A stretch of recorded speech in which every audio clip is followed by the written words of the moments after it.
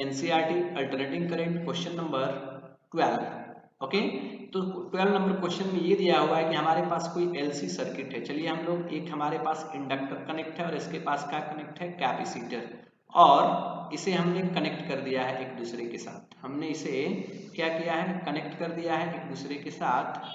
तो आइए मैंने कनेक्ट, अब बोला ये जा रहा है कि इस कैपेसिटर को हमने चार्ज दिया, कितना चार्ज दिया है, 10 मिली कूलम।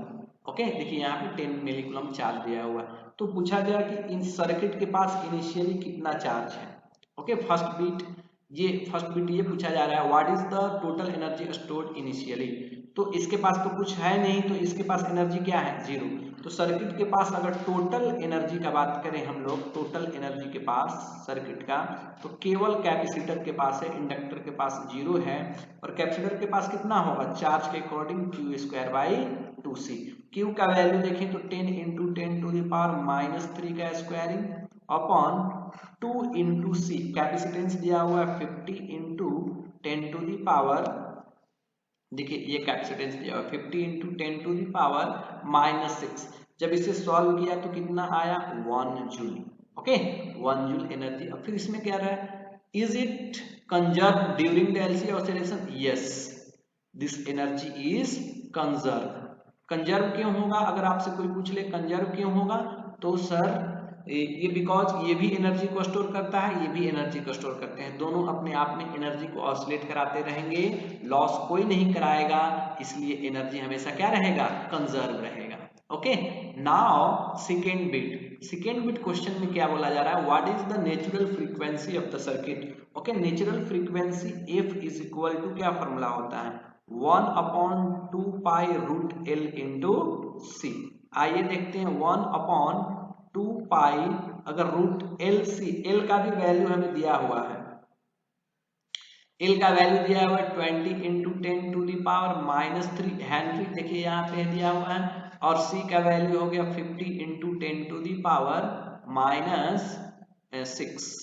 ओके, जब इसे सॉल्व करेंगे तो हमारा फाइनली रिजल्ट आएगा, okay, 10⁻³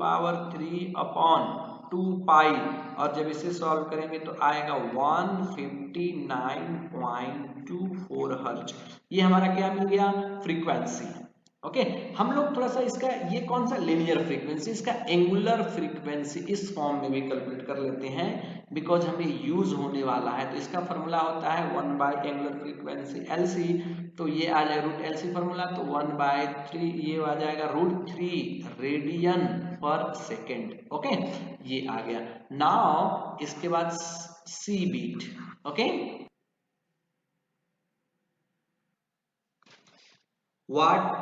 at what time is energy stored completely electrical। Okay, कब कंप्लीट एनर्जी किसमें स्टोर हो जाएगा, कैपेसिटर में। और इसमें सेकेंड बिट है, कब कंप्लीट एनर्जी किसमें स्टोर हो जाएगा, इंडक्टर में। ओके, तो पहले बात करते हैं कि जो चार्ज का, जो इसमें जैसे सर्किट कंप्लीट होगा, जो इसमें चार्ज का फ्लो होगा, इसमें चार्ज के ऑसिलेशन का इक्वेशन होता है Q = Q0 × cos ω_t। तो इस ओमेगा को ही क्या लिख सकते हैं, Q0 ω2π/T इंटू क्या लिख सकते हैं, T। ये हमारा चार्ज के ऑसिलेशन का टाइम पीरियड, जो कि हम लोग टाइम पीरियड कैलकुलेट कर सकते हैं। T = ओके, आ जाएगा हमारा 1/f, और 1/f की वैल्यू कितनी है, f की वैल्यू हमने कैलकुलेट करके रखा है इधर, देखिए ये कितना है, 15924। जब इसे हम लोग सॉल्व करेंगे तो हमारा रिजल्ट कितना आएगा, ये 6.28 मिली सेकेंड, दिस ये टाइम पीरियड हुआ। बट हम लोग सबसे की पॉइंट क्या जानते हैं, जो कि हमें याद रखने वाला पॉइंट है, if charge oscillate with time period T, then energy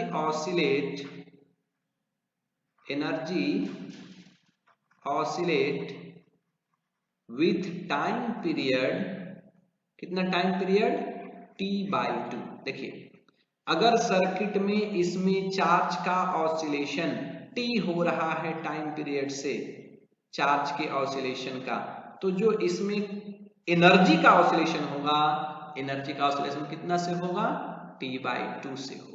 okay, that means यहाँ पे मैं आपको एक कंप्लीट डायग्राम बना देता हूँ, हमें टोटल पिक्चर क्लियर हो जाएगी। ये हमारे पास ये क्या हमने बना लिया, एक कैपेसिटर, ओके, और इसके साथ हमने जोड़ लिया एक इंडक्टर। ओके, पूरे में ध्यान से समझिए इसको, पूरे में एनर्जी को ऑसिलेट करने के लिए कितना टाइम लग रहा है, T/2। यहां से यहां तक आने में कितना टाइम लग रहा, T/2। तो यहां से यहां तक आने में कितना टाइम लगा, T/4। और फिर यहां से यहां तक आने में कितना टाइम लगा, T/4। ये T/4 और ये T/4, यहां से यहां तक आने में भी T/4, दोनों मिलकर कितना हो गया, T/2।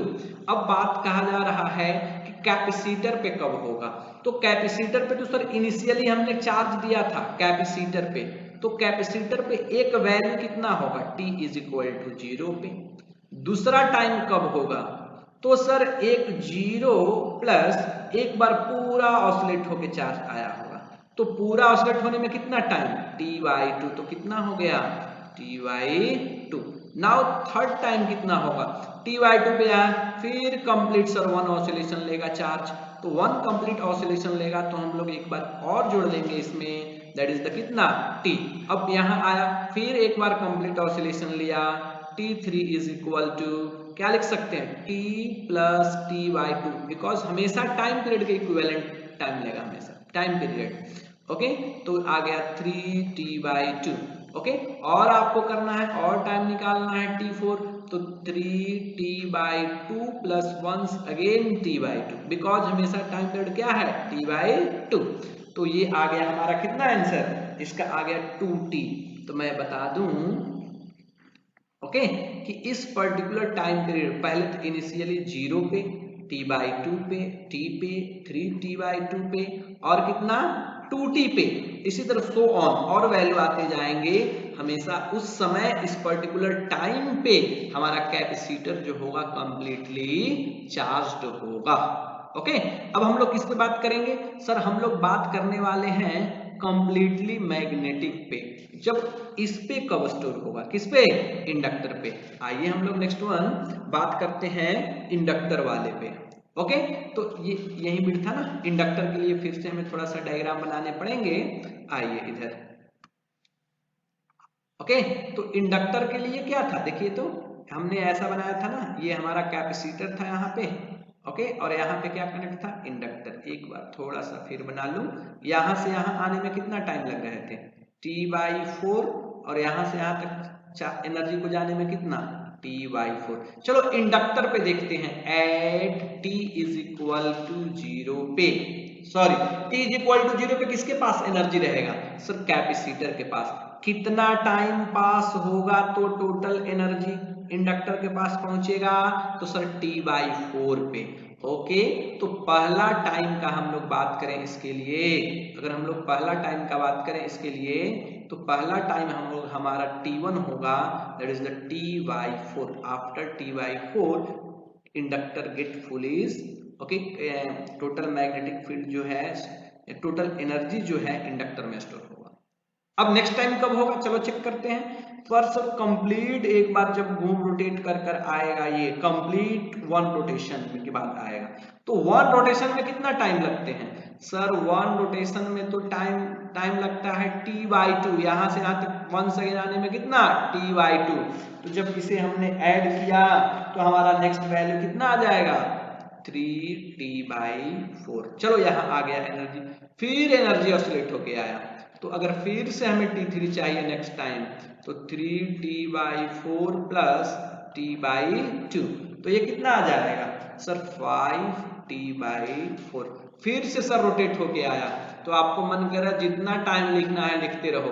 T4 = 3T नहीं, कितना 5 है ना मिड टाइमिंग, तो कितना 5T/4, 5T/4 plus T/2। Okay, तो ये आ गया 7T/2। 4। अब सबको टेंशन में आ रहा होगा कि सर ये तो टाइम t/4 लग रहा है, आप t/2 क्यों ऐड कर रहे हैं? अरे यहां से यहां तक आने में स्टार्टिंग में बस कितना लग रहा है? t/4। इनिशियली कितना टाइम लग रहा है? t/4। बट इसके बाद कितना टाइम लग रहा है? t/2 t/2 t/2। ओके, तो ये इनिशियल में t/4 लग रहा है, इसके बाद t/2 लग रहे हैं। तो हमारा इस तरह से पहला t/4, 3t/4, 5t/4, 7t/4 इस पर्टिकुलर टाइम पे सो ऑन हमारा कैपेसिटर क्या होते रहेगा? फुली चार्ज होते रहेगा। Okay, now D question, D bit.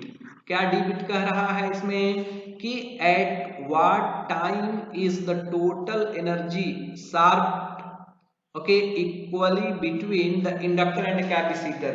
Inductor and capacitor के बीच इक्वल एनर्जी कब स्टोर होगा? ओके, तो हम लोग पहले इसे चेक करना पड़ेगा। तो मैं अप्लाई करता हूं एनर्जी ऑन कैपेसिटर। देखिए एनर्जी ऑन कैपेसिटर बोला जा रहा है क्वेश्चन में is equal to half of the maximum energy, half of the maximum energy, maximum energy. ये कब प्रोसेस होगा ये पूछा जा रहा है। हाफ कैपेसिटर रखेगा तो हाफ कौन रखेगा? इंडक्टर। तो हमने कैपेसिटर के लिए कि हमने कैलकुलेशन करना स्टार्ट किया। तो किसी भी टाइम टी में मान लिया कैपेसिटर पे जो एनर्जी है इस पे चार्ज Q है, Q² बाई क्या लिख लिया हमने? 2C is equal to 1/2। Maximum कितना होगा? Maximum charge upon 2C। अरे इनिशियली क्या मैक्सिमम चार्ज दिया था, तो मैक्सिमम चार्ज Q0 मान लिया। तो जब हमने यहाँ पे सॉल्व किया तो Q इज इक्वल टू कितना आ गया हमारा? Q0/√2। इसका मीनिंग क्या हुआ? इसका मीनिंग ये हुआ कि जब कैपेसिटर पे Q0/√2 चार्ज होगा, जब कैपेसिटर पे मैक्सिमम चार्ज का √2 टाइम्स कम चार्ज जब होंगे तो उस केस में इस पे जो एनर्जी होगा हाफ होगा। ओके, तो अब देखेंगे कि ये चार्ज होने में कितना टाइम लग रहा है। तो चार्ज का जनरल इक्वेशन है Q is equal to Q0 okay cos ω/t। Charge के इक्वेशन है नॉर्मल, हम लोग ये हमें याद रखना है, फॉर्मूला है चार्ज के लिए जो ऑसिलेट कर रहा है। तो Q कब कितना हमें लाना है?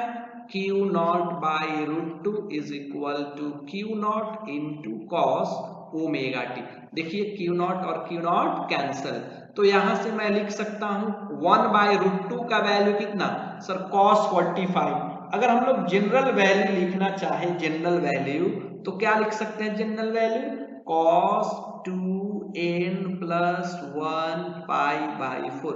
यहाँ n का वैल्यू आप कुछ भी रख लो, 0 1 2 3 4 5 6 7 जो रख लो, हमेशा इस टोटल का वैल्यू कितना आएंगे? 1/√2। इसका वैल्यू हमेशा आएगा 1/√2। बट हमें कंपेयर यहां से करना है। ओके, तो यहां से हमें ये पता चला कि हम लोग लिख सकते हैं from this equation 2n + 1 okay π/4 is equal to क्या लिख सकते हैं हम लोग? ω/t। और ω/t का वैल्यू कितना? 2π/t into T. देखो ये पाई और पाई क्या हो गया? कैंसल। तो जनरल अगर हम लोग टाइम का बात करें t इज इक्वल टू, तो t इज इक्वल टू हमारा वैल्यू यहाँ 8 मल्टीप्लाई हो जाएगा इधर, तो आ जाएगा 2n + 1 okay t/8, 2n + 1 t/8। अब n का वैल्यू रख लेते हैं हम लोग। जब पहला रखेंगे 0 तो आ जाएगा t/8 ओके, फिर कितना आ जाएगा ये 3t/8, फिर कितना आ जाएगा 5t/8 सो ऑन। इस तरह से इतने टाइम इंटरवल में कैपेसिटर और इंडक्टर के बीच इक्वल एनर्जी डिस्ट्रीब्यूट होते रहेगा। ओके, ये हमारा क्वेश्चन। नाउ इसका last bit E. Last bit क्या बोला जा रहा है? If the resistor is inserted in the circuit okay how much energy eventually dissipated as a heat. Yes, तो मैं बता दूं एनर्जी जैसे ही ये इंडक्टर और कैपेसिटर एनर्जी को स्टोर कर रहे हैं, बट जैसे ही आपने कैपेसिटर इंडक्टर और रजिस्टर भी जोड़ दिया। तो जैसे ही आप रजिस्टर जोड़ दोगे ये एनर्जी को स्टोर करता है, ये भी स्टोर करता है, लेकिन ये स्टोर नहीं करता, हीट के फॉर्म में रिलीज करता है I²RT के फॉर्मूला के अकॉर्डिंग। तो सिस्टम से एनर्जी रिलीज होंगे। ओके